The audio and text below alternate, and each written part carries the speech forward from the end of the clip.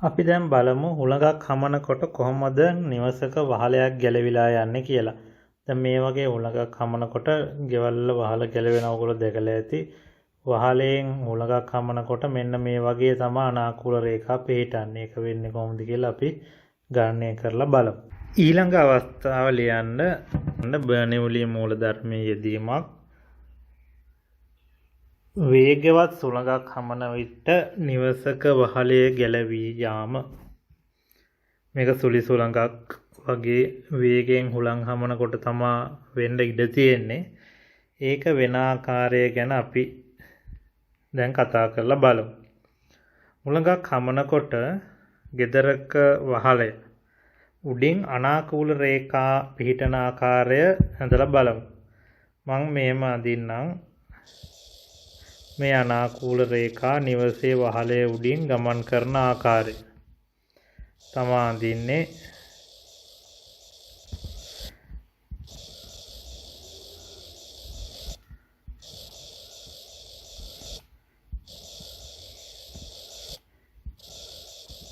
මෙන්න මේ ආකාරයට පිහිටනවා. එතකොට ඕගොල්ලන්ට පේනවා අර ගුවන් යානයේ තටුවේ ක්‍රියාවම මෙතන සිද්ධ වෙනවා. මම ප්‍රවාහ බටයක් තෝරගත්තොත් මෙන්න මේ වගේ ඒ ප්‍රවාහ බටය නිසා සුළඟේ වේගය වහලේ උඩදී වැඩි කියලා ඕගොල්ලන්ට තේරෙනවා. අපි ඒක මෙහෙම ගමු. මම මෙතන A ලක්ෂය කියලා ගන්නම්, මෙතන B ලක්ෂය කියලා ගන්නම්. A ලක්ෂයේ ප්‍රවේගය v1යි, පීඩනය p1යි. B ලක්ෂයේ වේගය v2යි, පීඩනය p2යි. මම D කියලා ගන්නම්. වාතයේ ඝනත්වය. වාතයේ ඝනත්වය D කියලා ගත්තා. එහෙම ගත්තාම අනාකූල රේඛාවක් සලකලා අපිට බර්නවුලි මූලධර්මය යොදන්න පුළුවන්. මෙතනදී නිවස ඇතුලේ වේගය සැලකුවොත් මම v3යි කියලා ගන්නම්. ඒ v3 සාමාන්‍යයෙන් බිඳුවට සමානයි. නිවස ඇතුලෙන් හුළඟ හමන්නේ නැති නිසා. එතකොට අනාකූල රේඛාවක් සලකලා A හා B ලක්ෂ දෙකට බර්නවුලි මූලධර්මය දාන්න පුළුවන්. එතකොට එකම උසෙන් තියෙන රේඛාවක් ගත්තොත් මෙන්න මේ වගේ A හා B ලක්ෂයේ තියෙන අපිට පුළුවන් බර්නවුලි මූලධර්මය දාන්න. A හා B ලක්ෂ සඳහා බර්නවුලි මූලධර්මය යෙදීම. එතකොට A ලක්ෂයේ පීඩනය p1යි, ධන භාගයයි D v1 වර්ගය. H-ρ-G එන්නේ නැහැ උස එකම මට්ටමේ නිසා. B ලක්ෂයේ පීඩනය p2යි, ධන භාගයයි D v2 වර්ගය කියලා එනවා. එතකොට මෙතනදී ඕගොල්ලෝ දන්නවා v1 v2 ගත්තොත් v2 විශාලයි.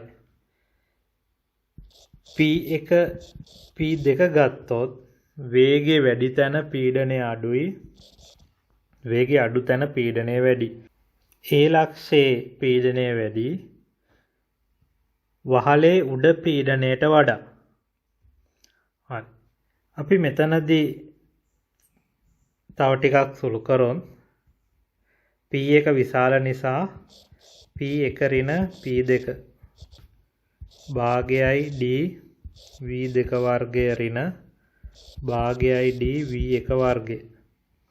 දෙක දෙපැත්තට ගෙනිච්චා. මෙයා මේ පැත්තට ගෙනාවා, මෙයා අනිත් පැත්තට අරන් ගියා. මෙතනදිත් පුළුවන් p1 ඍණ p2 භාගයයි D වරහණෙන් ඉවතර ගන්න. එතකොට v2 වර්ගය ඍණ v1 වර්ගය කියලා සමීකරණයක් එනවා. අර ගුවන් යානයේ සමීකරණයමයි එන්නේ. වෙනසක් නැහැ. එතකොට බලන්න දැන් මෙතන වහලේ ගැලවෙන්නේ කොහොමද? වහලේ ගැලවෙන්නේ වහලේ උඩ පීඩනය වේගය වැඩි නිසා සාමාන්‍යයෙන් ඉවත පීඩනයට වඩා අඩුයි. හැබැයි නිවස ඇතුලේ වාතය ගමන් නොකරන නිසා දැන් නිවස ඇතුලේ වාතය ගමන් කරන්නේ නැහැ. දොරවල් ජනෙල් වහලා තියෙන්නේ හුළඟක් එන වෙලාවට, හුළඟක් සාමාන්‍යයෙන් එන්නේ වහින වෙලාවට. ඒ නිසා දොරවල් ජනෙල් වහලා තියෙන්නේ. ඒ නිසා ගේ ඇතුලේ වාතය ගමන් කරන්නේ එම නිසා වාතය ගමන් නොකරන නිසා ගේ ඇතුලේ පීඩනය P3යි කියලා ගත්තොත් ගේ ඇතුලේ පීඩනය එළියේ පීඩනයට වඩා වැඩි. ඒ වාතය ගමන් කරන්නෙම නැහැ. ඒ නිසා පීඩනය ගොඩක් වැඩි. ඒ නිසා අපි මෙතනදී V3 කියලා කියන්නේ ගේ ඇතුලේ පීඩනය. ඒ නිසා පීඩන අන්තරයක් ක්‍රියා කරනවා ඉහළට. ඒක ඕගොල්ලන්ට තේරෙනවා.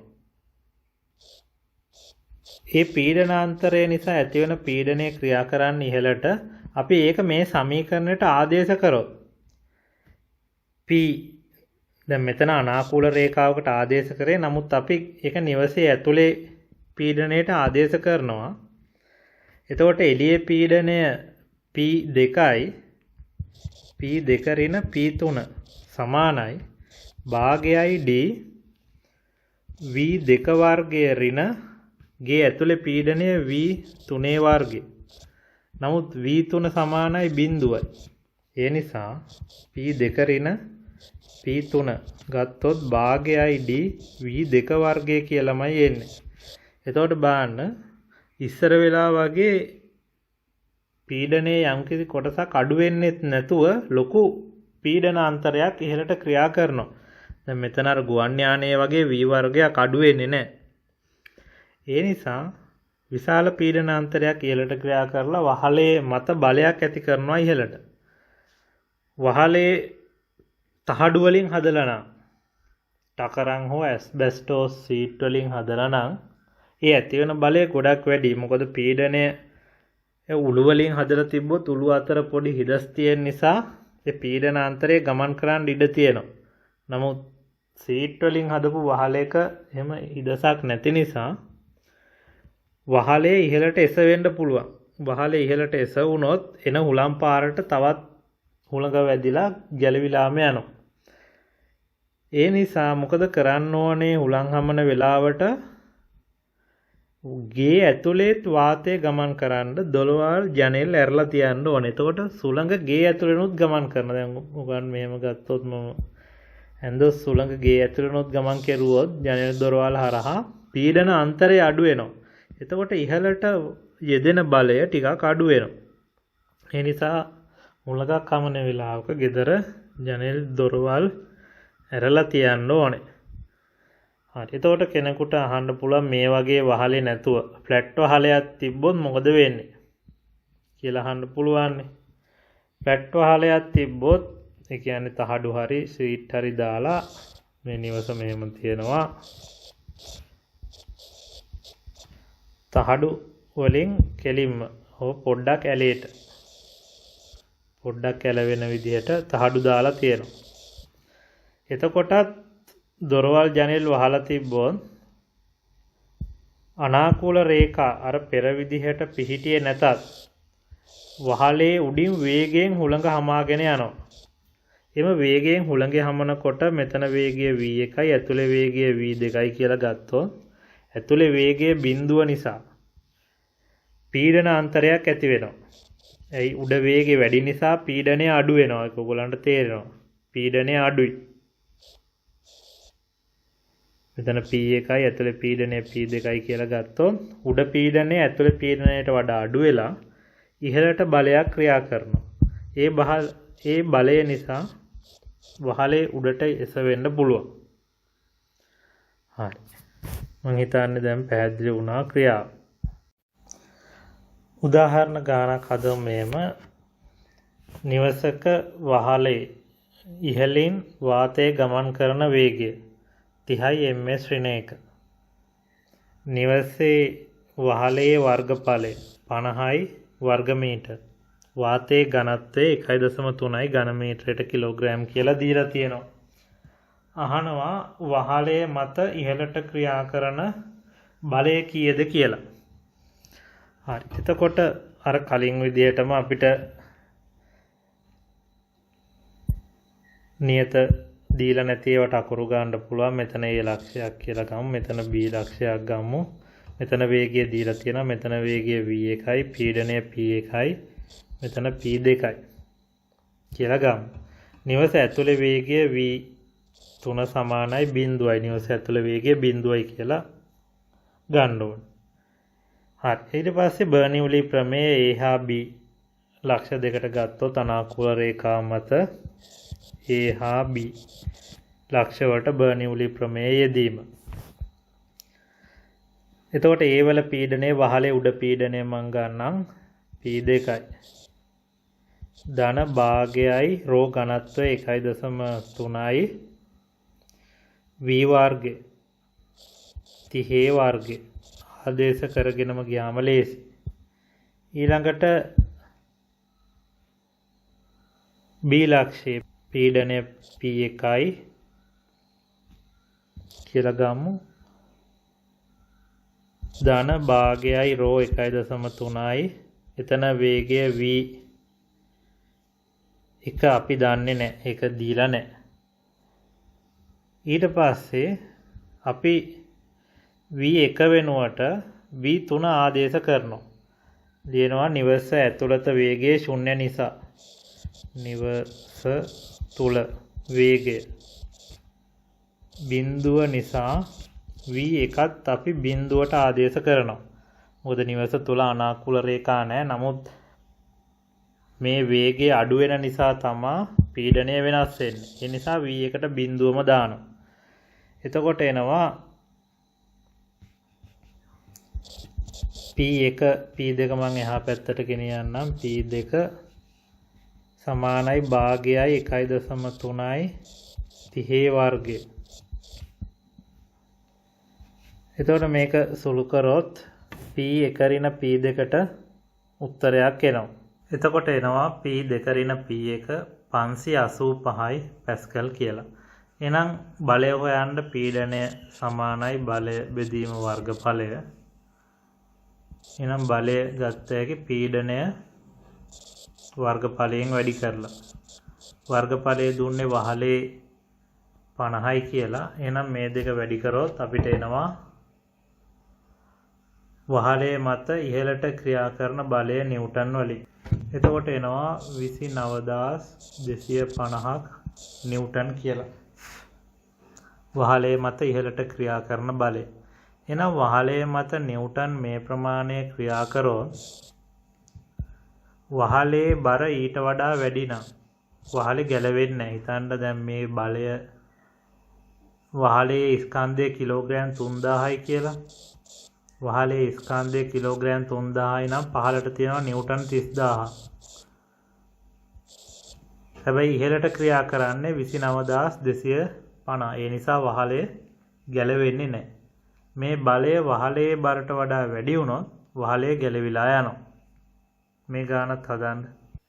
යන නිවසක ඉහළින් වාතයේ ගමන් කරන වේගය පැයට කිලෝමීටර් 72ක් වේ. නිවසේ වහලේ මුළු වර්ගඵලය වර්ගමීටර් 100ක් වේ.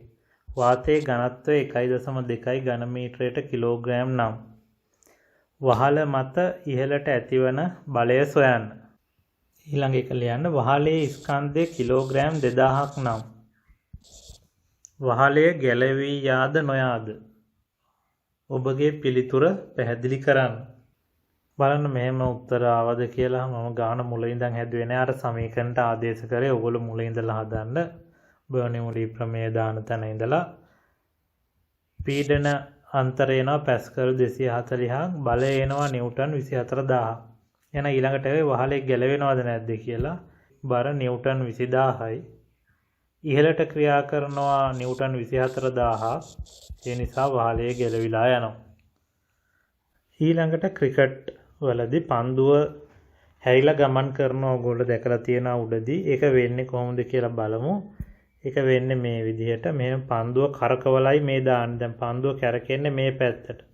ඒ පැත්තට කැරකෙනකොට මේ අනාකූල රේඛා මේ විදිහට පිහිටන්නේ. ඒ නිසා මෙතන පීඩනය P1, මෙතන පීඩනය P2, P1ට වඩා P2 විශාල නිසා බලයක් ඇති වෙනවා බෝලය මත පල්ලෙහාට. ඒ නිසා බෝලය පහළට ගමන් කරනවා. මේක බෝලේ කරකවන පැත්ත අනුව ඒ පැත්තට ගමන් කරනවා. ඒ නිසා තමයි පන්දුව උඩදී හැරිලා ගමන් කරන්නේ. බලන්න මේ වීඩියෝ ටික කොහොමද මේ පන්දුව අහසේදී හැරිලා ගමන් කරන්න පහර දෙන විදිය. ෆුට්බෝල් වලදී ඔයගොල්ලෝ දැකලා ඇති ෆුට්බෝල් විතරක් නෙමෙයි ඕනෑම බෝල් එකක් සෙල්ලම් කරනකොට මේ වගේ බෝලේ හැරිලා ගමන් කරනවා. කොහොමද එහෙම වෙන්නේ කියලා අපි ඊළඟට සාකච්ඡා කරලා බලමු. බලන්න මේ වීඩියෝ එක. පන්දුව හැරිලා ගමන් කරන විදිහට පහර දෙනවා. එතන මේක ටේබල් ටෙනිස්, වොලිබෝල්, රගර් වගේ ඕනෑම බෝලකින් ක්‍රීඩා කරන අවස්ථාවක මේ විදිහට බෝලය වක්‍රාකාරව ගමන් කරවන්න පුළුවන්. ඊළඟට වේගයෙන් දුම්රියක් ගමන් කරනකොට දුම්රිය දෙසට තල්ලුවක් එනවා වගේ දැනෙනවා. ඒක වෙන්නේ බර්නිවුලි මූලධර්මය නිසා.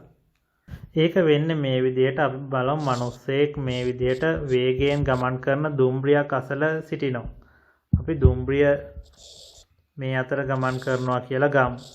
සාමාන්‍ය ලංකාවේ නම් මේ වගේ දෙයක් වෙන්නේ නැහැ. මොකද ලංකාවේ කෝච්චි එච්චර වේගෙන් යන්නේ නැති නිසා. පිටරටවල බුලට් ට්‍රේන් වගේ දුම්රි ගොඩාක් වේගෙන් ගමන් කරන පැයට කිලෝමීටර් 400යි 500යි පැයට කිලෝමීටර් 400යි සමහර ඒවා පැයට කිලෝමීටර් 500යි.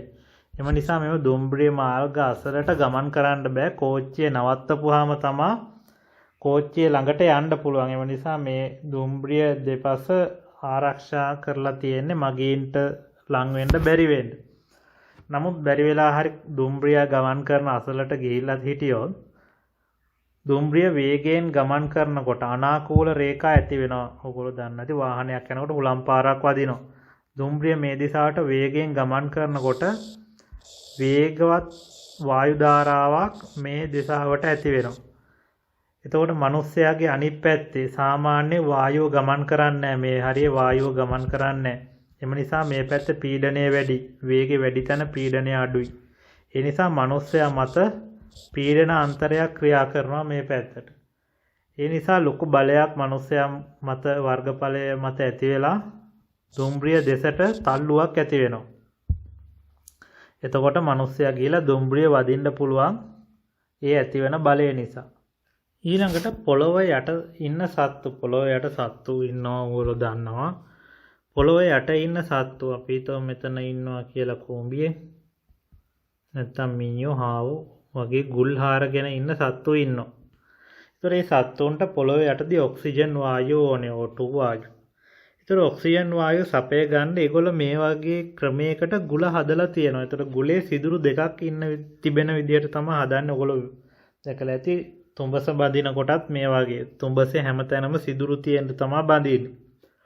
එතකොට වෙන්නේ තුඹසක් හෝ ගුලක් හරහා වායු ධාරා ගමන් කරනකොට අනාකූල රේඛා මෙන්න මේ විදිහට පිහිටන්ට තමයි ඒගොල්ලෝ තුඹස බඳින්නේ නැත්නම් ගුල හදාන්නේ. ඒතර ඔයගොල්ලන්ට මෙතන පේනවා ප්‍රවාහ බටයක් හැදිලා තියෙනවා. A ලක්ෂය B ලක්ෂය. එහෙම වුණාම ඔයගොල්ලන්ට තේරෙනවා B ලක්ෂයේ පීඩනය P1 A ලක්ෂයේ පීඩනයට වඩා අඩුයි P2. ඒතර පීඩනය වැඩි P2. ඒකට හේතුව V2 මෙතන වේගය V2 මෙතන වේගය V1 කියලා ගත්තොත් V1 වැඩි නිසා වේගය වැඩි තැන පීඩනය අඩුයි. එතකොට පීඩනය වැඩි නිසා A ලක්ෂයේ පීඩනය වායු ධාරාවක් ගමන් කරනවා මේ හරහා මෙතෙන්ට යනකම්. ඒ B ලක්ෂයේ පීඩනය අඩු නිසා ඒ වායු ධාරාව නිසා ගුල ඇතුළට ඔක්සිජන් ලැබෙනවා. එතකොට ගුල් හදලා තියෙන සත්තු මෙන්න මේ මූල ධර්මයට තමයි ගුල හදලා තියෙන්නේ. එතකොට අවශ්‍ය වාතය ගුල ඇතුළට ලැබෙනවා. ඊළඟට බන්සන් 1000කේ වැඩ කරන්නේ බර්නිවුලි මූල ධර්මය අනුව. ගෑස් ලිප භූමි තෙල් ලිප වැඩ කරන්නේ මේ මූල ධර්මය අනුව. ඒතර බන්සන් 1000කේ ඔයගොල්ලෝ දැකලා ඇති ඉස්කෝලේදී මෙතන දැල්ලක් ක්‍රියාත්මක වෙනවා. ඒ දැල්ල ඇවිලෙනකොට මෙතන පීඩනය අඩු වෙනවා. මොකද මේ හරිය වාතයේ වේගයෙන් ගමන් කරන නිසා පීඩනය අඩු වෙනවා. ඒ අඩු පීඩනය නිසා මෙතන සිදුරක් තියෙන ඕගොල්ලෝ දැකලා ඇති. ඒ සිදුර වැවුවොත් දැල්ල නිවෙනවා. ඒ සිදුර හරහා වාතය ඇතුළට ඇදිලා එනවා. ඒතකොට ඒක මේ විදිහට ඇන්දෑක LP ගෑස් එක මේ මාර්ගයේ එනවා. ඒතකොට දැල්ල මෙතන ඇති වෙන්නේ. දැල්ල ඇති වෙන නිසා ඒ අවස්ථාවේ වේගය ගොඩක් වැඩි. ඒ නිසා මෙතන පීඩනය අඩුයි. මම මෙතන P1 කියලා ගත්තොත් P1 පීඩනය අඩුයි. P1 පීඩනය අඩු නිසා වාතයේ පීඩනය ඒ අවට තියෙන වාතය ගමන් කරන්නේ. එම නිසා මේ ඇතුලේ පීඩනය අඩු නිසා වාත ධාරාවක් ඇතුළට ඇදිලා එනවා. ඒ පිට පීඩනය වැඩි, ඇතුලේ පීඩනය අඩුයි. LP ගෑස් එකේ පීඩනය වැඩි. ඒ නිසා LP වායුව ටැංකියේ ඉඳලා එන්නේ. ටැංකියේ පීඩනය වැඩි. ඒ නිසා ඒ වායු ධාරාව ඉහළට ගමන් කරනවා උඩ පීඩනය අඩු නිසා. මෙතනින් එළියට එන්න බලන්නේ නැහැ LP ගෑස්. මොකද මෙතනින් එළියට යන්න හදන්නේ නැත්තේ මේ ඇතුලේ පීඩනය ගොඩක් අඩු නිසා LP වායුව ඉහළටයි යන්න බලන්නේ. සිදුරෙන් එළියට යන්නේ නැහැ. ඒ නිසා වාතයේ ඉහළට ගමන් කරලා ඉහළ දහනය ඇති වෙනවා. ඊළඟට ලියන්න මාතෘකාව වෙන්චූරි මීටරය.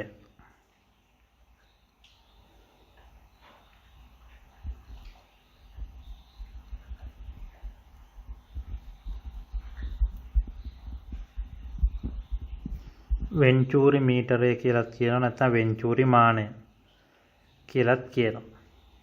මේකෙදි අර අපි ඉස්සෙල්ලා කතා කරා වගේම නලයක් එක තැනකින් හීනි වෙලා තියෙනවා. ආයේ මේ නලේ අර කලින් විදියට මහත් වෙලා ගිහින් තියෙනවා. එතන මේ වගේ හැඩයක් තියෙන එකට වෙන්චූරි මීටරයක් කියලා කියනවා. එතකොට මේක ගන්නේ නලයක තරලයක් ගමන් කරනකොට ඒ තරලයේ වේගය නිර්ණය කරන්න එක තැනකින් හීනි කරපු කොටසක් හදලා තියෙනවා. එතකොට මේ නලයේ ද්‍රවය ගමන් කරන වේගය අපිට V1 හොයාගන්න පුළුවන්. එතකොට මහත තැන හරස්කඩ වර්ගඵලය 1යි, ප්‍රවේගය V1යි, පීඩනය P1යි. නලයේ සිහින් ස්ථානයේ හරස්කඩ වර්ගඵලය A2යි, ප්‍රවේගය V2යි, පීඩනය P2යි. අනාකූල රේඛාවක් අරගෙන බර්නියුලි සමීකරණය දානවා. එතන මෙතන A ලක්ෂය, මෙතන B ලක්ෂය කියලා ගත්ත හැකි. A B. එතකොට මෙහෙම නලයේ අපිට මෙහෙම ද්‍රවය ගමන් කරනකොට මේ දිශාවට ඒ නලයේ මෙහෙම බට දෙකක් සම්බන්ධ කරලා තිබ්බොත් මේ නලයේ ගමන් කරනවා කියලා හිතමු. අපි ද්‍රවයක් ජලය ගමන් කරනවා කියලා හිතමු. ඒ ජලය මේ බට දෙකේ උඩට යනවා. ඒ පීඩන වෙනස නිසා. එක නලයක මහත නලයේ ගොඩක් උඩට යනවා. ඒක H1යි කියලා ගන්නවා. කුඩා නලයේ පොඩ්ඩයි උඩට යන්නේ. ඒක H2යි. ඒකට හේතුවත් ඕගොල්ලෝ දැන් දන්නවා. A1යි A2යි ගත්තොත් A1 විශාලයි. V1යි V2යි ගත්තොත් V2 විශාලයි. P1යි P2යි ගත්තොත් වේගය වැඩි තැන පීඩනය අඩු නිසා P1 වැඩි, P2 අඩුයි. ඒ නිසා මහත නලයේ පීඩනය වැඩි, P1 වැඩි. P1 වැඩි නිසා H1 ගොඩක් වැඩි, පීඩනය වැඩි නිසා ද්‍රවය ගොඩක් ඉහළට ගමන් කරනවා. මේ නලයෙන් උඩට යන්නේ නැහැ. ඒ නලයේ පීඩනයට අවශ්‍ය ගානට උඩට තියෙනවා. පොඩි B ස්ථානයේදී පීඩනය අඩු නිසා ද්‍රවය පොඩ්ඩයි ඉහළට ගමන් කරන්නේ. එතකොට මේක හොයන්න ද්‍රව කඳක් භාවිතා කරන්නත් පුළුවන්. නැත්නම් පීඩන උපකරණ දෙකක් මේකට සම්බන්ධ කරලා තියන්නත් පුළුවන්. පීඩනය මයින උපකරණ ගැන අපි කලින් පාඩම කතා කරා. මෙන්න මේ වගේ පීඩනය මයින උපකරණයක් දෙකක් සම්බන්ධ කරලා තිබ්බොත් අපිට මේකේ කටුවෙන් පීඩන වෙනස බලා ගන්න පුළුවන් පැස්කල් වලින් නැත්නම් PSI වලින්. මෙතනදී ද්‍රව කඳේ උසෙන් කියන්නේ. ඒතර මහත නලයේ පීඩනය වැඩි, හීන නලයේ පීඩනය අඩුයි. එහෙනම් අපිට සාන්තතික ප්‍රවාහ සමීකරණය මේකට දාන්න පුළුවන්. හරි ඉස්සරලා රූපෙට සාන්තතික ප්‍රවාහ සමීකරණය දැම්මොත් සාන්තතික ප්‍රවාහ සමීකරණය A1 V1 සමානයි A2 V2 මේක 1. දැන් අපි යන්නේ V1 හොයන්න. මහත නලයේ තරලය ගමන් කරන වේගය. ඊළඟට A හා B ලක්ෂ වලට බර්නූලි සමීකරණය දානවා. A ලක්ෂයේදී පීඩනය P1යි ධන භාගයයි ද්‍රව්‍ය ඝනත්වය ρ කියලා ගත්තොත් ρ V1 වර්ගය සමානයි B ලක්ෂයේදී P2යි ධන භාගයයි ρ V2 වර්ගය. එතකොට P1 විශාල නිසා P1 ඍණ P2 කියලා ගත්ත හැකි. භාගයයි ρ V2 වර්ගය ඍණ භාගයයි ρ V1 වර්ගය. එතකොට අපිට පීඩන අන්තරය හොයාගන්න පුළුවන්. අර ඉස්සෙල්ලා මීටර් දෙකේ පීඩනය අඩු කරොත් අපිට P1 ඍණ P2 අගේ එනවා. මීටර් දෙකේ පාඨාංක දෙක අඩු කරොත් මේක හොයන්න පුළුවන්. ඒක අපිට ගානකදී මීටර් දෙකේ පාඨාංක අඩු කරලා ගත්ත හැකි. නැත්නම් ද්‍රව කඳේ උස HρG අඩු කරලත් ගත්ත හැකි. ද්‍රව කඳ දෙක විදිහට දීලා තියෙනවා නම් ඒ විදිහට නැත්නම් පීඩන මීටර් දෙකක් දාලා තියෙනවා නම් ඒ මීටර් දෙකේ පාඨාංක දෙක අඩු කරලා ගත්ත හැකි. ඒතර P1 ඍණ P2 දන්නවා. ඒතර අපිට දැන් ඕනේ V1 හොයන්න. V1 හොයන්න නම් මෙතන V2 අයින් කරන්න ඕනේ. මම පළවෙනි සමීකරණේ V2 උක්ත කරනවා. A1 V1 බෙදීම A2 සමානයි V2. ඒ V2 අගය ආදේශ කරනවා මෙන්න මෙතන V2ට. එතකොට P1 ඍණ P2 භාගයයි ρ V2 කියලා කියන්නේ A1 V1 බෙදීම A2 වර්ගය සමාන ඍණ භාගයයි ρ V1 වර්ගය. එතකොට මේක තව ටිකක් සුළු කෙරිය හැකි.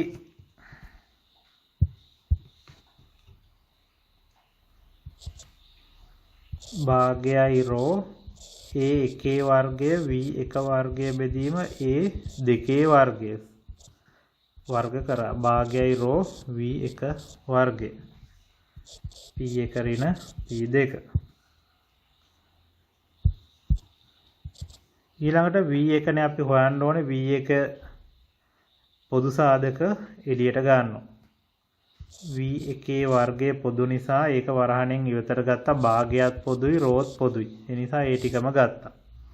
එතන මෙතනින් එනවා A1 වර්ගයේ බෙදීම A2 වර්ගය ඍණ 1 කියලා. P1 ඍණ P2. එතකොට අපි P1 ඍණ P2 දන්නවා. ද්‍රවයේ ඝනත්වයක් දන්නවා. ඒ නල දෙකේ හරස්කඩ වර්ගඵලයක් දන්නවා. ඒ නල දෙකේ හරස්කඩ වර්ගඵල වෙනස් වෙන්නේ නැහැ නේ. කුඩා ස්ථානයේ විශාල ස්ථානයේ හරස්කඩ වර්ගඵල දාන්න නිසා අපිට V1 වර්ගය හොයන්න පුළුවන්.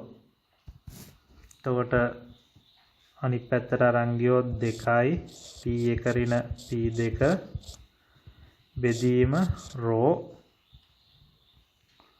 සමානයි V1 වර්ගය A1 වර්ගය ඍණ A2 වර්ගය ඍණ 1 කියලා එනවා.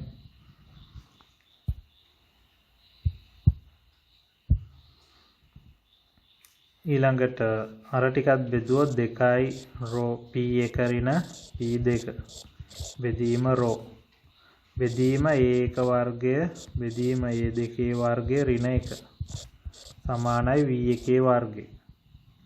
එතකොට V1 හොයන්න ඕන නම් මේ ටිකේ වර්ගමූලය ගන්න ඕනේ. එතකොට V1 හොයන්න පුළුවන්. එතකොට V1 එනවා 2යි P1 ඍණ P2 බෙදීම ρ A1 වර්ගය බෙදීම A2 වර්ගය ඍණ 1 වර්ගමූලය කියලා. මේක ගානකදී හදලා ගන්න ඕනේ. බර්නෝලි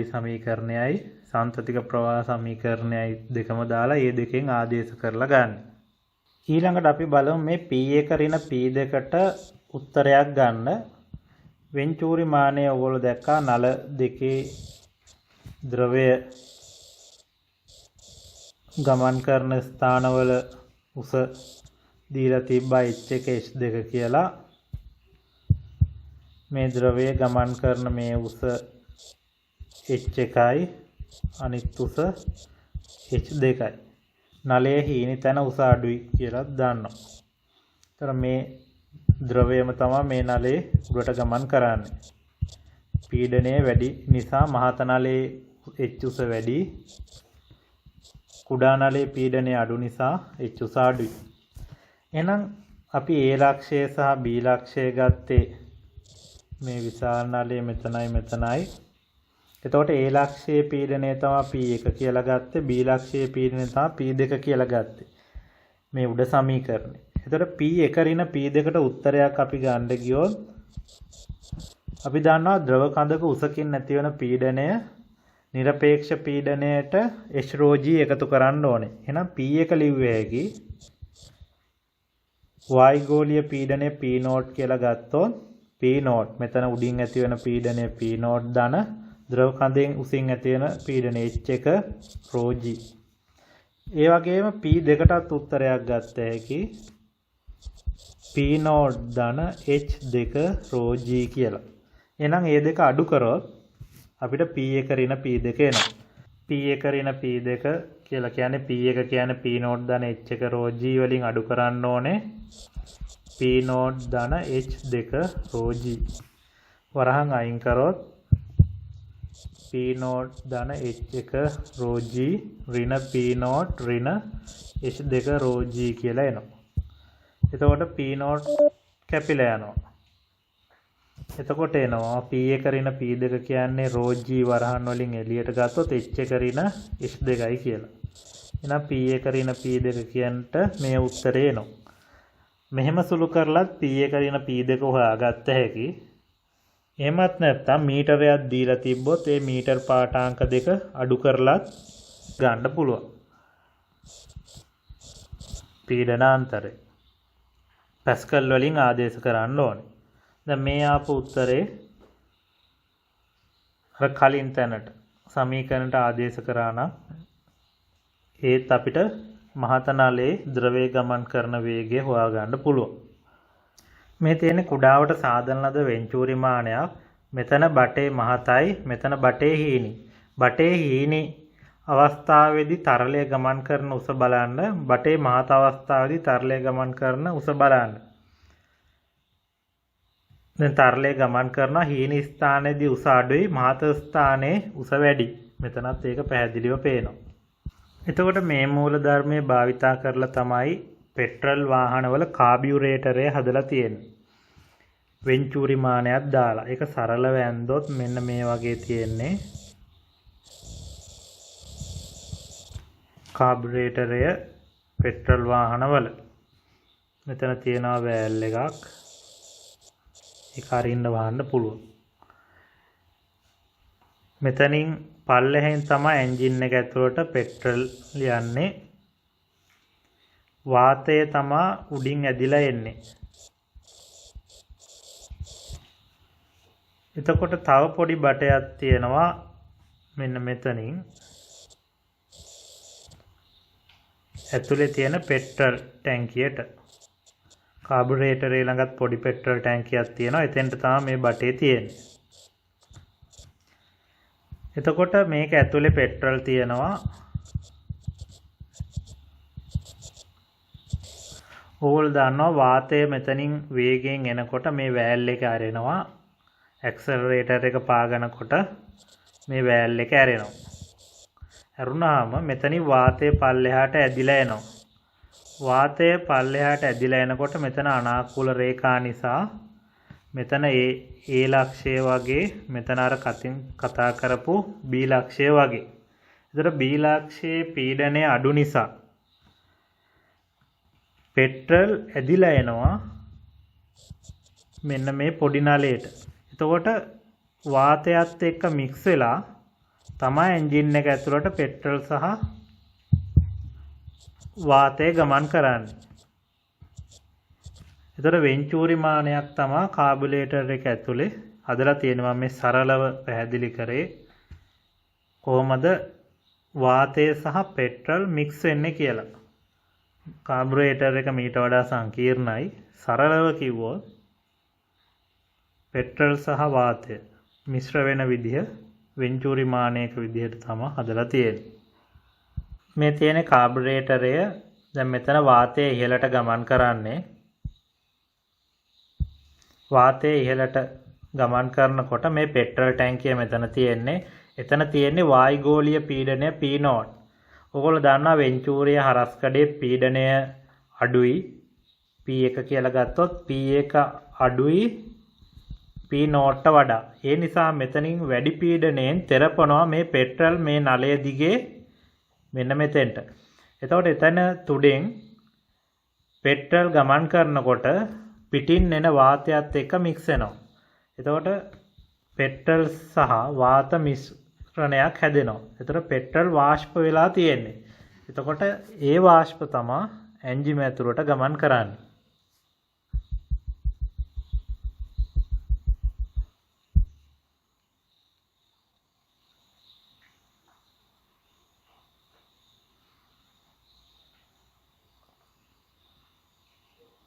බලන්න මේ ටින් දෙක අතරින් හුලම් ධාරාවක් යවනකොට මේ ටින් දෙක ලං වෙනවා.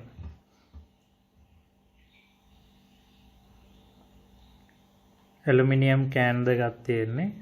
ඒ දෙක මැද්දෙන් පිඹිනකොට හරිනම් ඈත් වෙන්න ඕනේ වෙන්නේ ලං වෙනවා.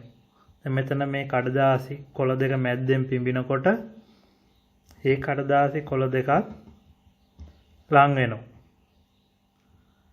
කියන්නේ දෙපැත්තෙන් බල දෙකක් ක්‍රියාත්මක වෙනවා. ඒ නිසා තමයි මේ දෙක ලං වෙන්නේ. මේ බ්ලෝවර් එකකින් හුලං ඇල්ලුවත් මේ දෙක ලං වෙනවා.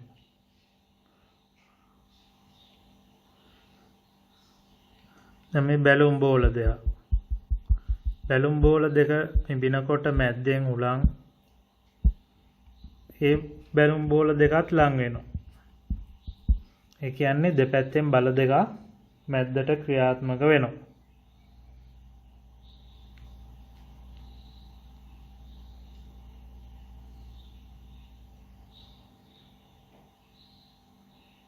ඒ වගේම විශාල නැව් දෙකක් බෝට්ටු දෙකක් මේ ආකාරයට ගමන් කරන්නේ නැහැ. එහෙම ගමන් කරොත් වෙන්නේ සමාන්තර රේඛාවක එකම දිශාවට මේ මැද්දෙන් වේගවත් ජල ධාරාවක් ඇති වෙලා මේ නැව් දෙක මත බල දෙකක් ඇති වෙලා දෙපැත්තෙන් නැව් දෙක එකට හැප්පෙනවා. ඒ නිසා නැව් බෝට්ටු දෙකක් එකට සමාන්තරව ගමන් කරන්නේ නැහැ.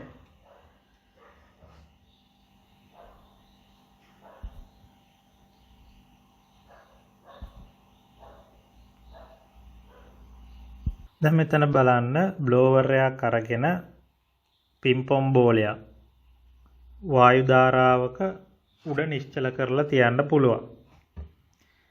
ඊළඟට මෙතන ලොකු බෝල තියෙනවා. ලොකු බෝලයක් අරගෙන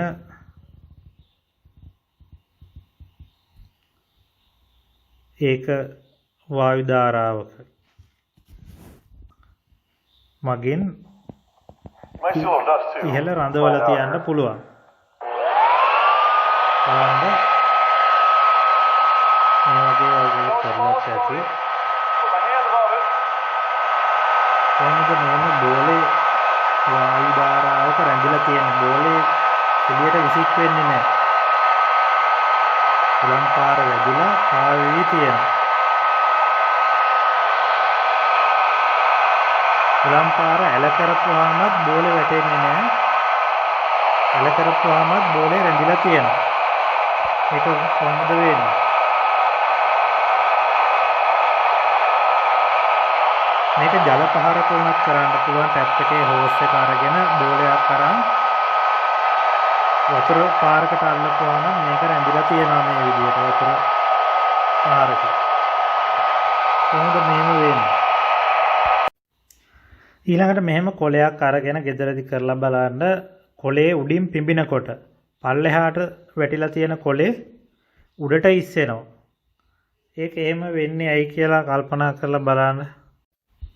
ඊළඟට මේ වගේ උස ඩෑම් එකක් වික්ටෝරියා ඩෑම් එක වගේ ඩෑම් එකක් තියෙනවා. ඒකෙන් බෝලයක් අතාරිනවා. බලන්න බෝලේ ගමන් කරන විදිය. බෝලේ පල්ලෙහාට වැටෙනවා. ඩෑම් එක මීටර් 200ක් විතර උසයි. සාමාන්‍යයෙන් බෝලේ අතෑරියොත් මේ විදිහට පල්ලෙහාට වැටෙනවා. ඊළඟට බෝලේ කරකවලා අතාරිනවා. මේ විදිහට බෝලේ කරකවලා අතාරිනකොට බලන්න මොකද වෙන්නේ කියලා. බෝලේ ගොඩක් දුර ගමන් කරනවා. කොහොමද එහෙම වුනේ? ඉස්සෙල්ලා මතක ඇති ෆුට්බෝල් එකට කැරකෙන්න පයින් ගහපුවාම ඒකත් වක්‍රාකාර මාර්ගයක තමයි ගමන් කරන්නේ. ඒ සිදුවීමම තමයි මෙතනදිත් වෙන්නේ. බෝලේ කරකවලා අතහැරපුවාම ගොඩක් දුර ගමන් කරනවා. වස්තු දෙකක් අතරින් සුළං ධාරාවක් ගමන් කරනකොට ඇතිවෙන සංසිද්ධියත් ඔයගලන්ට දැන් තේරෙනවා ඇති. මේ වස්තු දෙකක් ගත්තා. බැලුම් බෝල දෙකක්. බැලුම් බෝල දෙක මැද්දෙන් සුළං ධාරාවක් එවනවා. එතකොට අනාකූල රේඛා ඇති වෙනවා. එතකොට මෙතන V1යි එහා පැත්තේ V2යි දෙපැත්තෙම. එතකොට මෙතන P1යි මෙතන P2යි දෙපැත්තේ. එතකොට P1 පීඩනය අඩුයි P2ට වඩා. ඒ නිසා බලයක් ක්‍රියා කරනවා පීඩන අන්තරය මත. ඒ නිසා කොළ දෙකක් එකට ලං වෙනවා. නැව් දෙකක් බෝට්ටු දෙකක් එක අතකට ගමන් කරොත් ඒ නැව් දෙක හැප්පෙනවා. සරල සංසිද්ධියක් වෙන්නේ. ඊළඟට බෝලයක් කැරකි කැරකි ගමන් කරනකොට මේක රවුම් බෝලයක් කියලා ගමු. ඕනෙවාම බෝලයක්. ඒ බෝලේ මේ අතට කැරකි කැරකි ගමන් කරනවා. ෆුට්බෝලයක් වෙන්න පුළුවන්, ක්‍රිකට් පන්දුවක් වෙන්න පුළුවන්, ගොලි බෝලයක්, ටෙනිස් බෝලයක් ඕන එක. කැරකෙන පැත්ත කොයි පැත්ත වුණත් කමන්නේ වෙන්නේ එකම දේ. එතකොට බෝලේ ගමන් කරවන්නේ මේ පැත්තට. එතකොට වාත ධාරාවක් ඇති වෙනවා. ඇති වෙන වාත ධාරාව බෝලේ කැරකෙන දිශාව අනුව මෙන්න මේ වගේ අනාකූල රේඛා ටිකක් ඇති වෙනවා.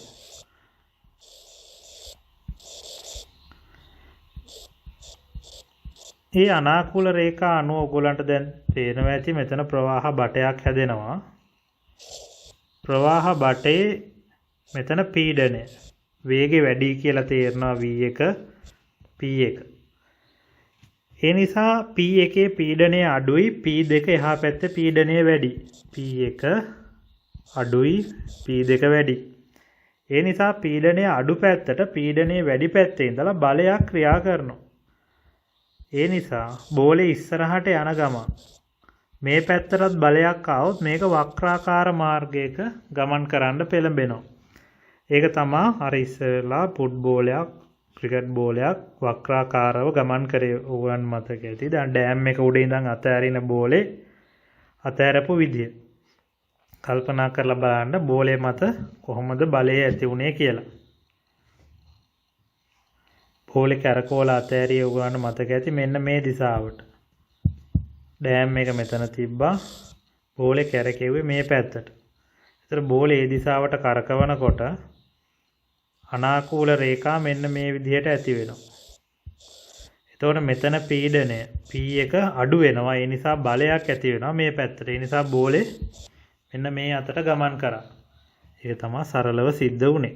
ඊට ඕගොල්ලෝ දැක්කා බෝලයක් වතුර පාරක හරි හුලම් පාරක හරි උඩ රැඳිලා තියෙනවා. මේ වාතය ඉහළට ගමන් කරනවා. ගමන් කරනකොට බෝලයක් පිම්පොම් බෝලයක් හරි ලොකු බෝලයක් හරි මේ වාතයේ රැඳිලා තියෙනවා ඕගොල්ලෝ දැක්ක. එතකොට ඒක උනේ කොහමද? එතකොට බෝලේ මේ අතට තියෙනකොට සිරස් අතට බෝලේ බර ක්‍රියා කරනවා පල්ලෙහාට mg. එතකොට මේ හුලම් පාර බෝලේ වදින නිසා අභිලම්බ ප්‍රතික්‍රියාවක් ක්‍රියා කරනවා උඩට. එතකොට බල දෙකයි වස්තුව සමතුලිත වෙන්න පුළුවන් බල දෙකක් යටතේ බලය පාඩම මතක ඇති. ඒ නිසා හුලම් පාර වදින බලය සහ mg බලය සමාන වෙලා මේ බෝලේ සමතුලිතව තියෙනවා. හැබැයි හුලම් පාර වදිනකොට ඒ හුලම් පාර සැර වැඩි. ඒ නිසා බෝලේ එළියට විසික් වෙන්නෙත් නැහැ. එහෙනම් ඒක වෙන්නේ මේ ඇතිවෙන වායු ධාරාව අනාකූල රේඛා විදියට මෙන්න මේ විදියට පිහිටනවා. බෝලේ දෙපැත්තට සමානව.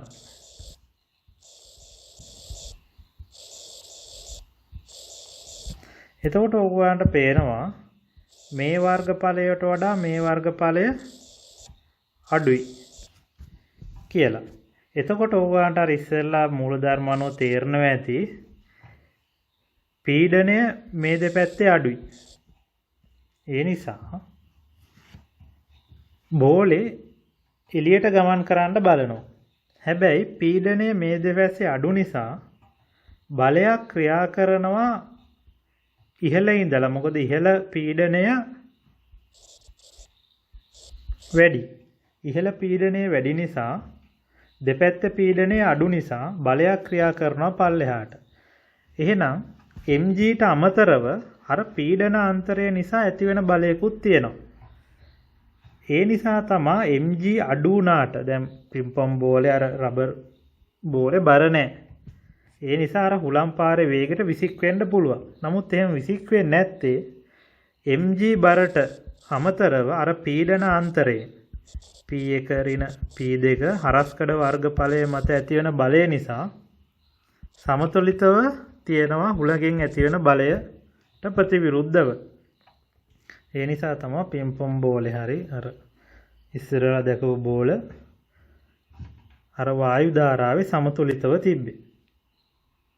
මේකත් බලන්න මේ පොනීලයෙන් පිම්පොම් බෝල උඩින් තියලා පොනීලයෙන් පිඹිනකොට පල්ලෙහාට පිම්පොම් බෝලේ උඩට ඉස්සිලා එනවා. මේක වතුර පාරක් ඇල්ලුවා ටැප් එකෙන් මේ පිම්පොම් බෝලේ වැටෙන්නේ නැතුව පහළට වැටෙන්නේ නැතුව තියෙනවා. කොහොමද ඒක තියෙන්නේ? ඒක වෙන්නේ මෙහෙම. සුලන් ධාරාව මෙහෙන් පිඹිනකොට මේ විදිහට දෙපැත්ත පීඩනය අඩු වෙනවා. හැබැයි උඩින් වාතය ගමන් කරන්නේ නැති නිසා උඩ පීඩනය වැඩි. ඒ නිසා බෝලේ වැටෙන්නේ නැහැ. දැන් මේකේ අර පෙන්නපු එකේ අනිත් පැත්ත තියෙන්නේ බෝලේ වැටෙන්නේ නැතුව රැඳිලා තියෙනවා. ඒ වගේ තමයි heart attack එකක් හැදෙනකොටත් ඔයගොල්ලෝ දන්නා මේද ස්තරයක් රුධිර නාරිකාවක තැම්පත් වෙනවා. දැන් මේ තියෙන මේද ස්තරය බැඳිලා. එතකොට එතනින් රුධිරය ගලනකොට මොකද වෙන්නේ? එතන පීඩනය අඩු වෙනවා, වේගය වැඩි වෙනවා. දැන් දන්නවා වෙන්චූරි ස්ථානයක් වගේ හැදෙන්නේ වර්ගඵලය අඩු වෙනකොට වේගය වැඩි වෙනවා. ඒ වේගය වැඩි වෙනකොට හදවතෙන්ට දැනෙන පීඩනය වැඩි වෙනවා. ඒතකොට නහරේ පුපුරනවා. ඒතකොට heart attack එකක් හැදිලා මැරෙනවා. එහෙම තමයි heart attack එකක් හැදෙන්නේ. මේ තියෙන 2015 MCQ paper එකේ තිබ්බ එක ගානක් දුනුතරාදියකින් වීදුරු මෝඩියක බර වාතයේදී කිරාගත් විට නිව්ටන් 2.4ක් වූ අතර එය සම්පූර්ණයෙන්ම ජලයේ ගිල්වා කිරූ විට බර නිව්ටන් 2ක් විය. ජලයේ ඝනත්වය 1000යි ඝන මීටරයට කිලෝග්‍රෑම් ද ගුරුත්වාකර්ෂණය 10යි ms ඍණ 2ද ලෙස සැලකූ විට වීදුරු මෝඩිය සාදා ඇති ද්‍රව්‍යයේ ඝනත්වය සොයන්න. බලන්න හදන්න. බලන්න මේ උත්තරයක් ආවද කියලා. සමීකරණේ මතක ඇති සාපේක්ෂ ඝනත්වය සමානයි m1 බෙදීම m1 ඍණ m2. ඒකට ආදේශ කරපුවාම සාපේක්ෂ ඝනත්වය තමයි 6ක් එන්නේ. අපෙන් අහන්නේ ඝනත්වය හොයන්න ජලයේ ඝනත්වයෙන් වැඩි කරන්න ඕනේ. 4 වෙනි උත්තරේ එන්නේ. ඊළඟ ගානක් 2015 ගානක් මෝටර් රථයක ඇති ද්‍රාව තිරිංග පද්ධතිය හයිඩ්‍රොලික් බ්‍රේක් සිස්ටම් යාන්ත්‍රණය පිළිබඳ පහ සඳහන් ප්‍රකාශ සලකා බලන්න. ඒ තිරිංග පැඩලය මත යොදන බලය මගින් ප්‍රධාන සිලින්ඩරයේ ඇති තරලය මත යෙදෙන අමතර පීඩනය තිරිංග සිලින්ඩරයේ ඇති පිස්ටනය වෙතට සම්ප්‍රේෂණය වීමෙන් තිරිංග ක්‍රියාත්මක වේ. ඒ පළවෙනි ප්‍රකාශය A කියන එක. B කියනවා පැඩලය මගින් තරලය මත යොදන අමතර පීඩනය විශාලාග්‍යයක් බවට පත්වී තිරිංග සිලින්ඩරයේ ඇති පිස්ටනය මතයේදී. C. තිරිංග සිලින්ඩරයේ ඇති පිස්ටනය මත යෙදෙන අමතර පීඩනය හේතුවෙන් තිරිංග තැටි මත ඝර්ෂණ ව්‍යාවර්තයක් මගින් ක්‍රියාත්මක වේ කියලා කියනවා. ඉහත වගන්ති අතුරින් සත්‍ය වන්නේ කුමක්ද කියලා අහන්න. ඒතර මේ වගේ ප්‍රශ්නත් අහනවා ගාන හදන්න නැහැ. තියරි එකේ ප්‍රකාශ ABC කියලා තුනක් දෙනවා. ඒකෙන් අපි හරි එක තමයි තෝරන්න ඕනේ. A විතරක් හරිනම් පළවෙනි උත්තරේ, B විතරක් හරිනම් දෙවෙනි උත්තරේ, A සහ B විතරක් හරිනම් තුන්වෙනි උත්තරේ, A C හරිනම් 4, B C හරිනම් පස්වෙනි උත්තරේ විදිහටයි තෝරන්න ඕනේ. එතකොට අපි දැන් තෝරන්න ඕනේ A ද හරි B ද හරි C ද හරි නැත්නම් ඕකෙන් දෙකක් හරි හරිද කියලා. බලන්න තෝරන්න. එතන මේ ප්‍රකාශයත් එක්ක අර මුල් කොටස් වල ඕගොල්ලන් මතක ඇති මේ පද්ධතිය කරා. එතන පළවෙනි එක හරි A හරි. B වැරදි. C හරි. එතකොට හතරවෙනි උත්තරේ තමයි එන්නේ උත්තරේ විදිහට.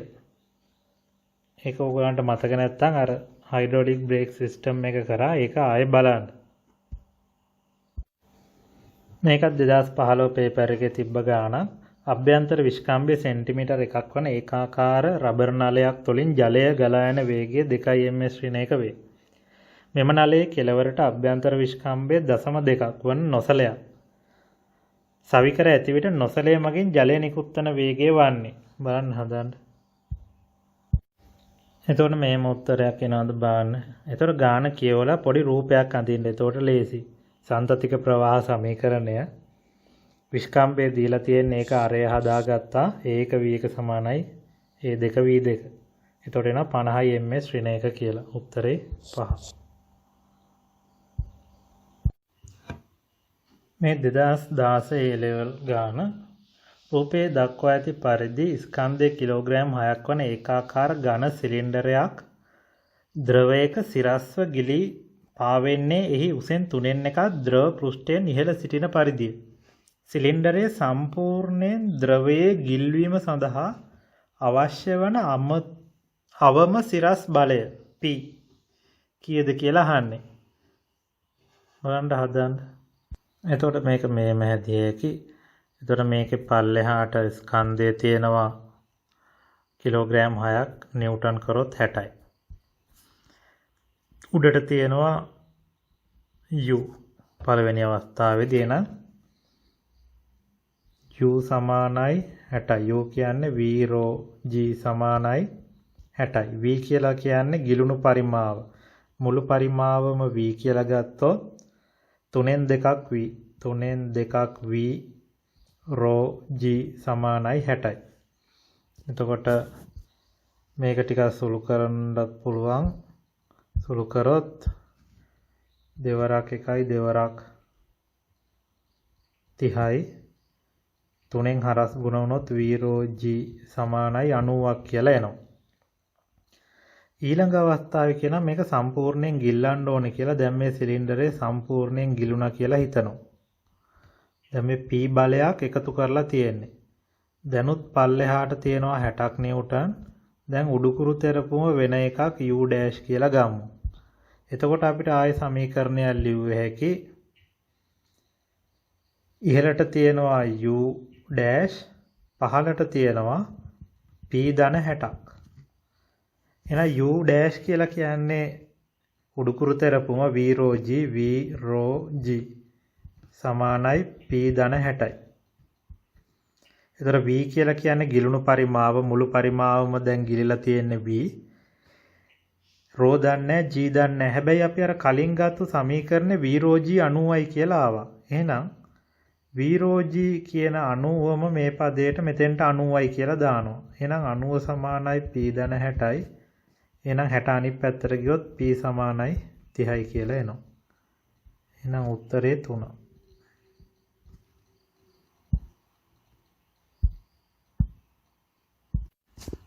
මේ 2017 ලෙවල් ගාන ඝනත්වයේ D වන දුෂ්‍රාවී නොවන තරලයක් රූපේ පෙන්වා ඇති විචල්්‍ය හරස්කඩක් සහිත අක්ෂය තිරස්ව තබා ඇති නලයක් තුළින් අනාකූල ප්‍රවාහයක් ඇති කරයි.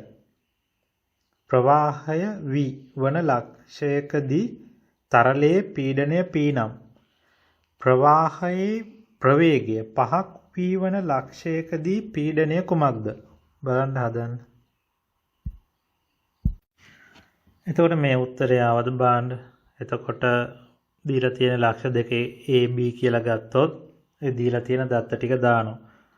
P V 5ක් V අපි පීඩනය P එක අහන්නේ එතන P එකයි කියලා අරන් A හා B ලක්ෂ වලට බර්නියුලි දානවා. ඒතර බර්නියුලි සමීකරණය මේ විදිහට එනවා. 5ක් B වර්ග ඊට පස්සේ වර්ග කරලා P එකනේ අහන්නේ P එක එක පැත්තක තියා අනිත් ටික එහා පැත්තට ගෙනියනවා. ඊට පස්සේ වරහන් අයින් කරපුවාම මේ උත්තරේ එනවා. මේක 2017 පේපර් එකේ ගාණක්. මේක ද්‍රව ස්ථිතියයි කාර්ය ශක්තියයි දෙකම එකට දීලා තියෙන ගාණක්.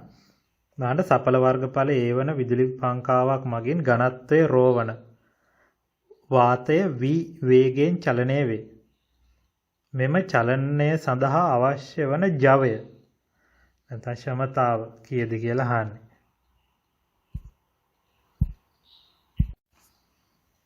මේ උත්තරේ එනවද බලන්න. එතකොට ෆෑන් එකක් තියෙන්නේ. අපිට ෆෑන් එක මෙහෙම ගත්ත හැකි. V ප්‍රවේගයේ යනවා නම් කාර්ය ශක්තියදී මතක ඇති මේ වගේ ගණන් හැදුවා. තප්පර එකකට යන දුර. එතකොට V කියලා එන්නේ. එතකොට තප්පර එකකට ස්කන්ධය හොයන ඝනත්වය ρ හරස්කඩ වර්ගඵලය නම් තප්පර එකකට ස්කන්ධය AV ρ. ඝනත්වය සමානයි ස්කන්ධය බෙදීම පරිමාව.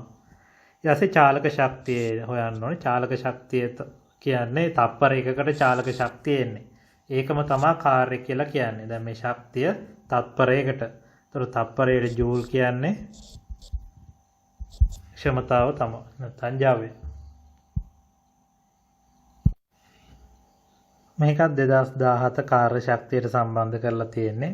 මිනිස් හෘදය රසදිය මීටර් 0.1ක පීඩනයකට එරෙහිව එක් ස්පන්දනයකදී රුධිරය මිලිලීටර් 74ක් මුදා හැරෙනු ලැබේ. මිනිත්තුවකදී ස්පන්දන 72ක්ද රසදියවල ඝනත්වය 13600යි සහ ගුරුත්වාකර්ෂණය 10යි නම් හෘදයේ ක්ෂමතාව වොට් කීයද කියලා අහන්නේ. බලන්න හදන්න.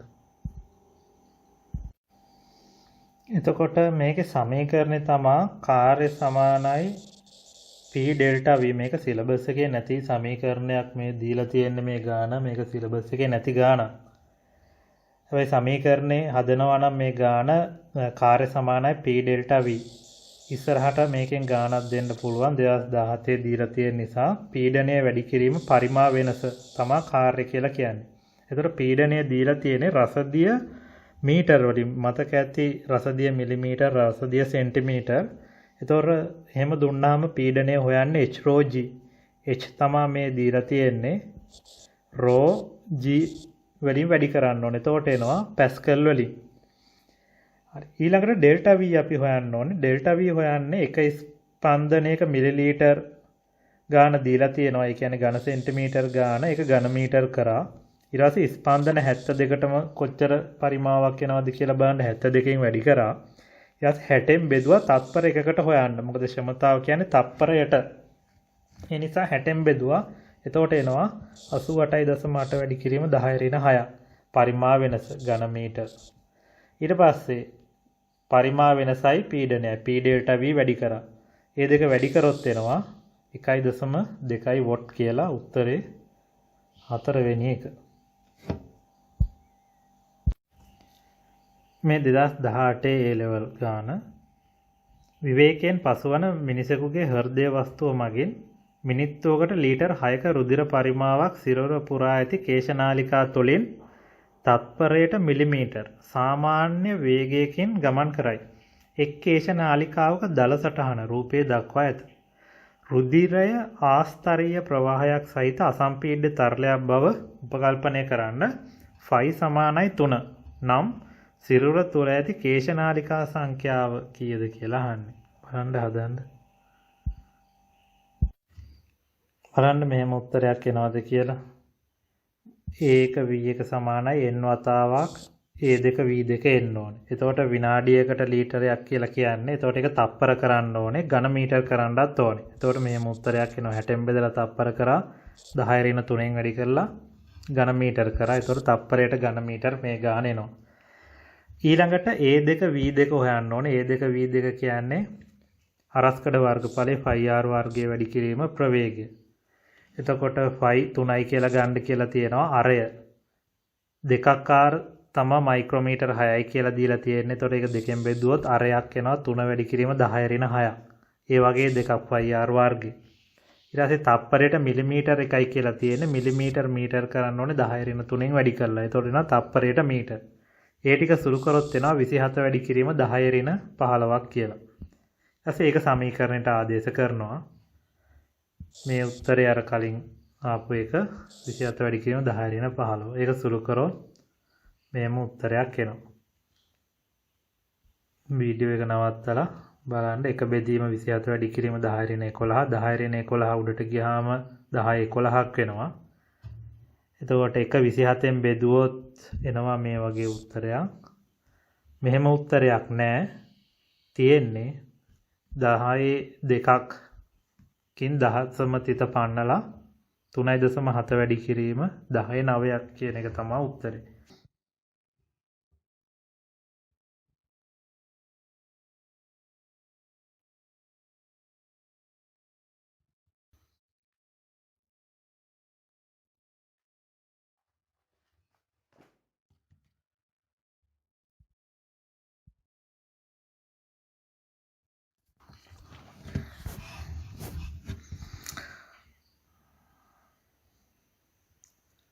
මෙහෙම එනවාද බලන්න රූපයක් ඇඳ ගන්න. එතකොට ලේසි. වස්තුවේ මුළු පරිමාව v කියලා ගන්නවා.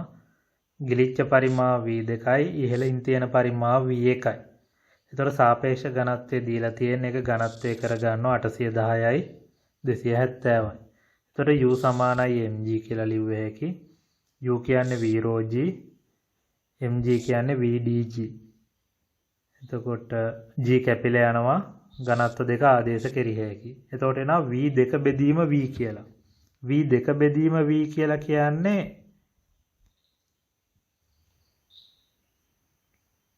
v කියන්නේ මුළු පරිමාව, v2 කියන්නේ ගිලුණු පරිමාව. එතකොට මේ තියෙන්නේ ගිලිච්ච පරිමාව තමයි 3න් එකක් කියලා එන්නේ.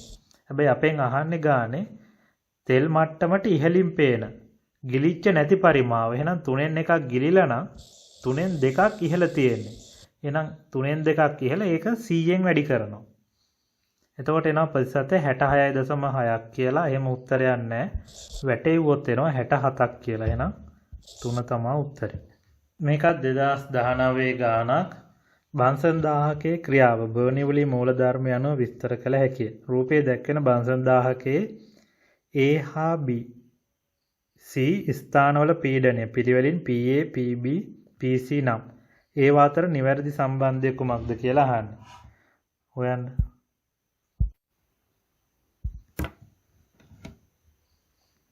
එතකොට බන්සන් 1000කේ ගිනි දැල්ල උඩ තියෙන්නේ. එතකොට ගිනි දැල්ල තියෙන තැන වේගය වැඩි නිසා පීඩනය අඩුයි. ඒ නිසා PC අඩුයි.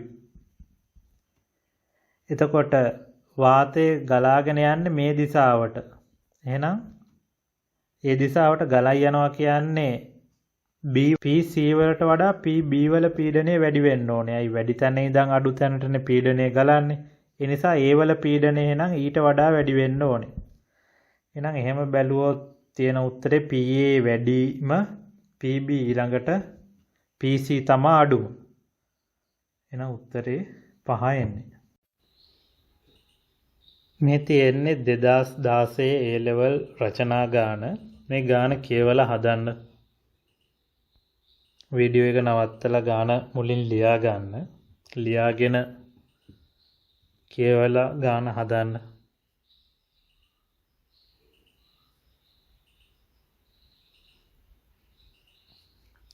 ගානේ කොටස් 7ක් තියෙනවා. උඩ ටික පේන්න ඇති. දැන් යට ටිකත් ඉතුරු ටිකත් ලියාගෙන හදන්න.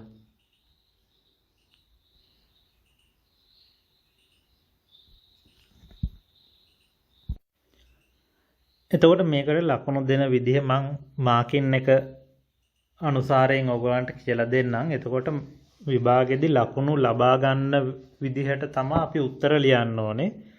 ඒක දැනගෙන හිටියේ නැත්නම් විභාගෙදී ලිව්වට ලකුණු හම්බ වෙන්නේ නැහැ.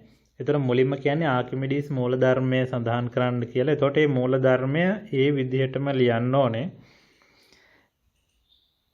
මෙතන තියෙන්නේ වස්තුවක් පරිපූර්ණ වශයෙන් හෝ අර්ධ වශයෙන් නිශ්චල සමජාති අසම්පීඩ්‍ය කියලා තියෙන්නත් ඕනේ. තරලයක ගිල්වා ඇති විට ඇතිවන උඩුකුරු තෙරපුම ඒ මගින් විස්ථාපිත තරල පරිමාවයේ බරට සමාන වේ. මෙතන ඔය තියෙන ඉරිගහපු යටින් ඉරිගහපු ටික ඒ විදිහටම තියෙන්න ඕනේ. එකක් හරි අඩු වුණොත් මේ ලකුණු 20ම හම්බ වෙන්නේ නැහැ. ඒ නිසා මේක හරියටම නියමයක් ලියන්න කිව්වොත් ඒ නියමයේ තියෙන සියලුම වචන තියෙන්න ඕනේ. එහෙම නැති වුණොත් සම්පූර්ණ ලකුණුම හම්බ වෙන්නේ නැහැ. මෙතන යටින් ඉරි ගහලා තියෙන එක කොටසක් හරිය නැති වුණොත් ලකුණු 20ම නැහැ. මේ ටික හරියටම තියෙනවා නම් තමයි ලකුණු 20ම හම්බ වෙන්නේ. ඒ නිසා නියමයක් කටපාඩම් කරලා තියාගන්න ඕනේ. එතකොට ඊළඟ කොටසට ගාන හදනකොට රූපයක් ඇඳලා ඉන්න ඕනේ. මෙතන උත්තරේ විතරයි දාලා තියෙන්නේ. එතකොට නැව ඇඳලා ඕගොල්ලෝ ගාන හදන්න ඕනේ. නැවේ ස්කන්ධය කැපිටල් M කියලා අරන් තියෙන්නේ. පටවන ස්කන්ධය තමයි සිම්පල් M කියලා අරන් තියෙන්නේ. එතකොට නැව එහෙම පටවපුවාම 3න් 2ක් දක්වා ගිලෙනවා. දැන් බඩුත් එක්ක නැව තියෙන්නේ. ගාන කියන්නේ බඩුත් එක්ක කොච්චරක් පටවන්න පුළුවන්ද කියලා නැවයට ඔක්කොම ගිලෙන්නේ නැතුව 3න් 2ක් දක්වා ගිලෙන්න මීටර් 2ක් දැන් ගිලිලා තියෙන්නේ. එහෙනම් U සමානයි mg. එතකොට mg කියන්නේ වස්තුවේ ස්කන්ධය සහ නැවේ ස්කන්ධය. එතකොට මේ සමීකරණය ලියනවට තමයි මේ ලකුණු දෙක හම්බ වෙන්නේ.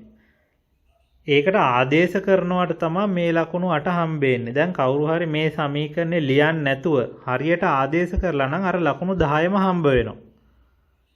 මේ ලකුණු 2යි මේ ලකුණු 8යි ඔක්කොම හම්බ වෙනවා. මෙන්න මේ කොටස විතරක් හරියට ලියලා නම් ලකුණු 10ම හම්බ වෙනවා. ඊළඟට ඒක සුළු කරලා දැන් මේක සුළු කරන්නත් පේලි 2 3ක් ලියන්න වෙනවා. ඒවට ලකුණු හම්බෙන්නේ නැහැ. හම්බ වෙන්නේ පිළිතුරට ලකුණු 4යි මේ ඒකකයට එක ලකුණයි. ඒ විදිහට තමයි ලකුණු මේ ලකුණු 5 හම්බ වෙන්නේ. ඒතර අන්තිම උත්තරයට තමයි ඒකක තියෙන්න ඕනේ. ආදේශ කරනකොට ඒකක ආදේශ කරන්න අවශ්‍ය නැහැ. ඒතර මේ පිළිවෙලට තමයි විභාගෙදී ලකුණු හම්බ වෙන්නේ. ඒතර මේ පිළිවෙලටම උත්තර ටික ලිව්වනම් ලකුණු ඔක්කොම ටික ගන්න පුළුවන්. ඒතර මේ සංකේතම අවශ්‍ය නැහැ. Tamanට වෙන කැමති සංකේත භාවිතා කරලා හදාන්න පුළුවන්. හැබැයි අර සම්මත සංකේත වීරෝජී වගේ ඒවා ඒවම ගන්න ඕනේ. අර mට x වගේ y වගේ ඕනේ අකුරක් ගන්න පුළුවන්. ඊළඟට අහනවා නැව මූදු ජලයේ ගිලී යාමට ආසන්නම අවස්ථාවේදී නැවට දරාගත හැකි අමතර ස්කන්ධය. ඊට පස්සේ ආය රූපය අඳින්න ඕනේ. නැව දැන් සම්පූර්ණයෙන්ම ගිලෙන්න යන්නේ. එතකොට දැන් මෙතන තියෙනවා නැවේ ස්කන්ධය සහ අර අපි ඉස්සර වෙලා හොයාගත්තු ස්කන්ධය. මේකට තවත් ස්කන්ධයක් දානවා. එතකොට තමයි ගිලෙන්න ආසන්න අවස්ථාවට එන්නේ.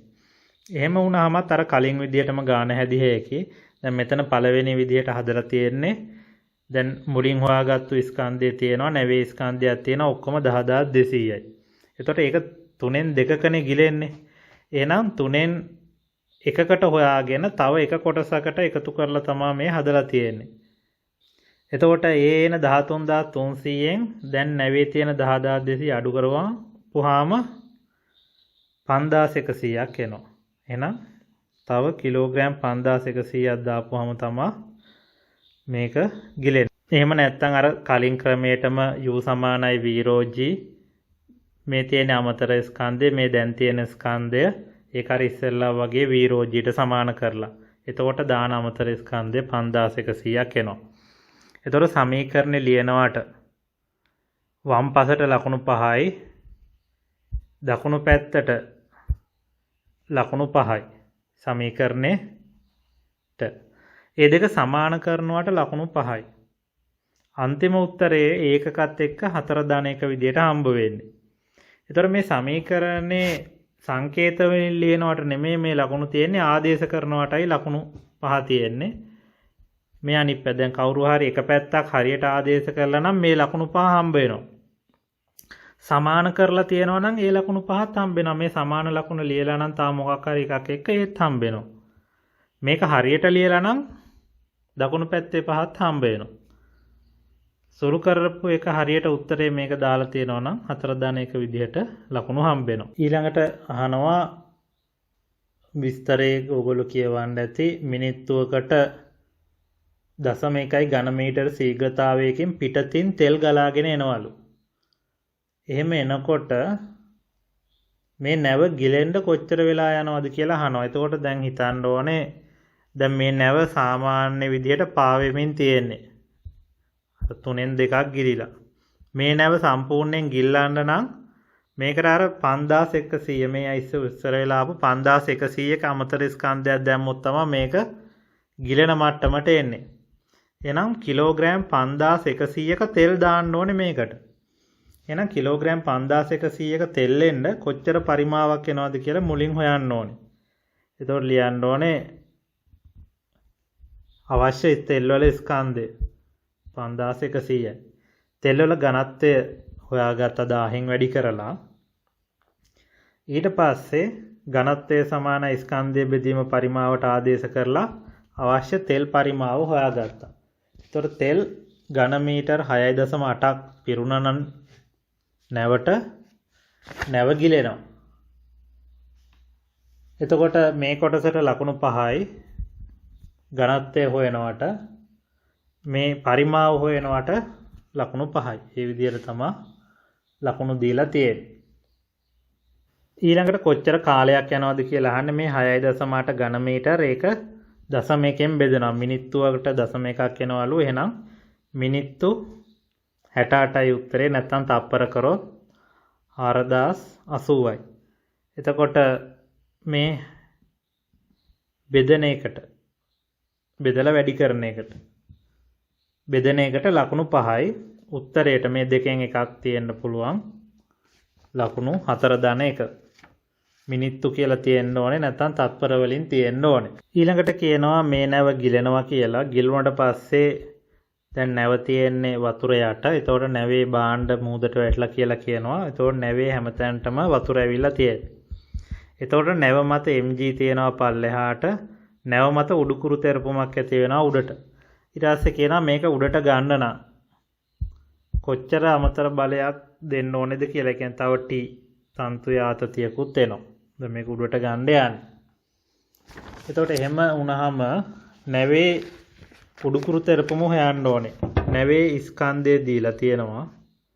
නැවේ ඝනත්වයක් දීලා තියෙනවා. ඒතර ඝනත්වය සමාන ස්කන්ධය බෙදීම පරිමාවෙන් නැවේ පරිමාව හොයාගත්ත හැකි. ඒකට තමයි මේ ලකුණු 5 දීලා තියෙන්නේ. නැවේ පරිමාව හොයනවට.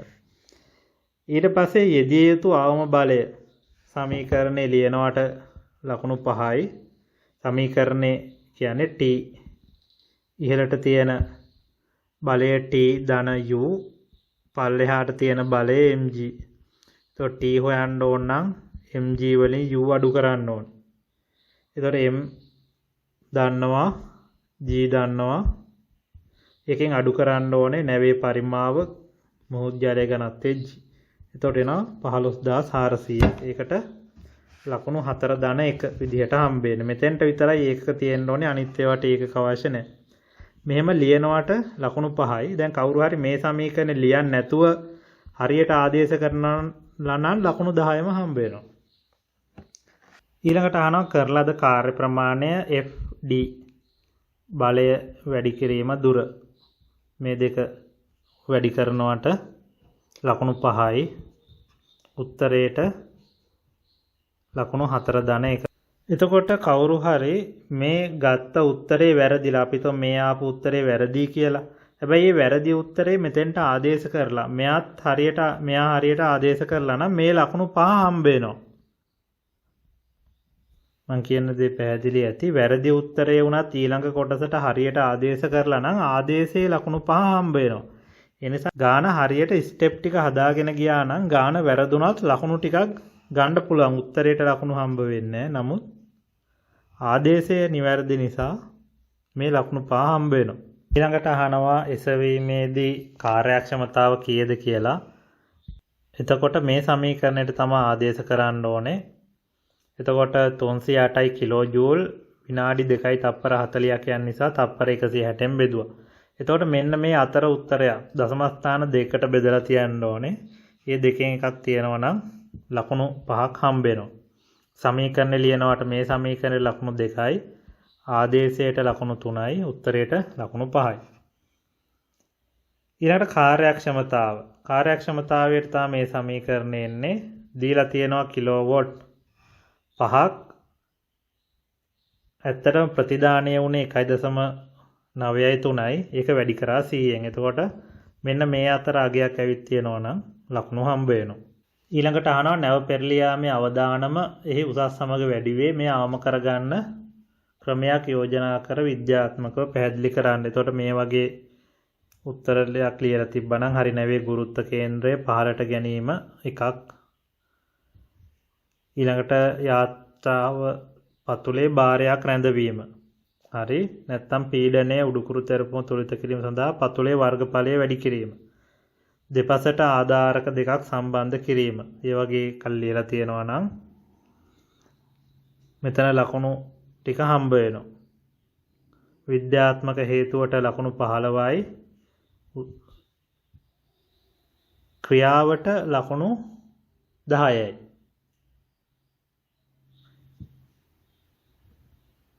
දැන් මෙතන ක්‍රියාව තමයි පතුලේ භාරයක් රැඳවීම. විද්‍යාත්මක කරුණු තමයි ගුරුත්ව කේන්ද්‍රය පල්ලෙහාට ගැනීම. එහෙම නැත්නම් පතුලේ වර්ගඵලය වැඩි කිරීම තමයි ක්‍රියාමාර්ගය. එතකොට විද්‍යාත්මක හේතුව තමයි උඩුකුරු තෙරපුම තුලිත කිරීම.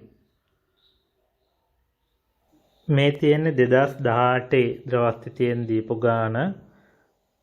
මේකත් හදන්න. මේකේ B C කොටස් දෙක හදන්න එපා. ඒක පරණ සිලබස් එකේ තිබ්බේ ද්‍රවමානය. ඒක මම කරේ නෑ ද්‍රවමානය තියරි එකේ.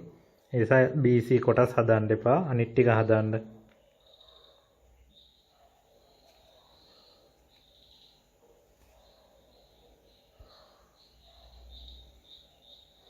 ඊළඟට D කොටස වහලයක් ගැලවෙලා යන අවස්ථාවක් ගැන ප්‍රශ්නයක් අහන්නේ.